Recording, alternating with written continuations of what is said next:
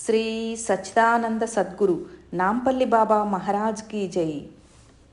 హైదరాబాద్ మలక్పేట నివాసి లక్ష్మి గారు మాస్టర్ గారి దర్శనానికి వెళ్ళగా మాస్టర్ గారు హైదరాబాద్లోని నాంపల్లి పోలీస్ స్టేషన్ వరండా ఆవాసంగా వేంచేసి ఉన్న దత్తావధూత శ్రీ నాంపల్లి బాబా గారిని దర్శించు అన్నారట.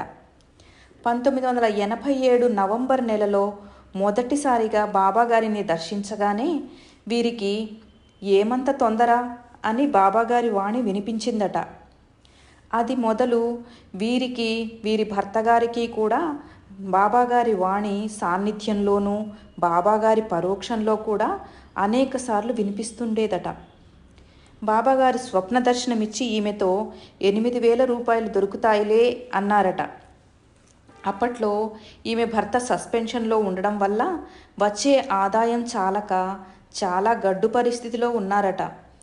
బాబాగారు ఇలా అన్న తర్వాత ఈమె మరిది అమెరికాలో స్థిరపడిన వారు 8,000 రూపాయల విలువ చేసే డాలర్లను ప్రతి నెలా పంపేవారట. అటు పిమ్మట వీరు బాబాని మహాసమాధి పర్యంతము అనేకసార్లు దర్శించారట. దిగంబర దిగంబర శ్రీ నాంపల్లి బాబా దిగంబర